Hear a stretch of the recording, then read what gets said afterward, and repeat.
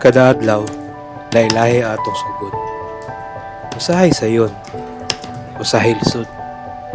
Pero ang importante, padayon na kita. Adunay mga adlaw nga makabati taog kapoy. Pero mas nindot kung atong hinumduman kung ano ta nagsugod. Dili lalim ang proseso. Pero kung buhaton nimo ang imong ganahan or imong passion, kada hagit nga imong masugatan, mahimong usa ka adventure sa imong kinabuhi. Bisan pa sa mga kakapoy o kapakyasan, kaniya gihapon ko,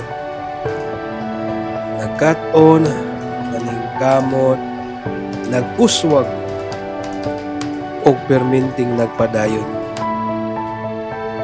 Apan ang mga matagsayo sa koleksyon, matag kakapoy, usa ka hagit nga atong malampuson.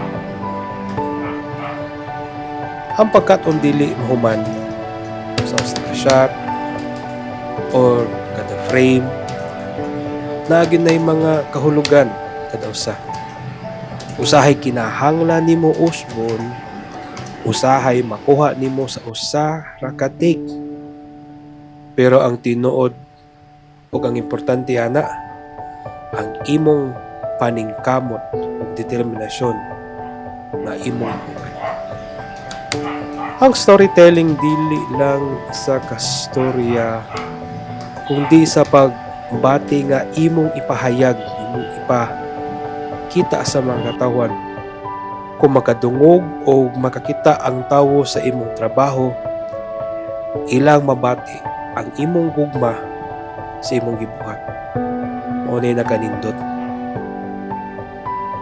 Ang matag production usa ka sigulanon, tinuod gid na, usa ka pagbuhat sa tinuod nga bisyon. Dili lang kini trabaho kundi usa ka paagi sa pagpahayag o pag-inspire sa ubang tao.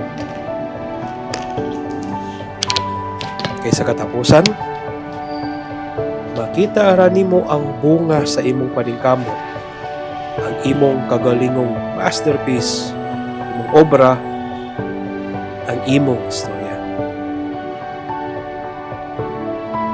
Ug sa katapusan, ang pinakatamis nga bahin mao ang paghinam-hinam sa bunga sa imong paningkamot. May it be a meal, a film, or dream fulfilled. Ang kinabuhi sama sa filmmaking, dili perpekto sa usa ka take. Pero kung maningkamot ka, mahimo siyang obra maestra.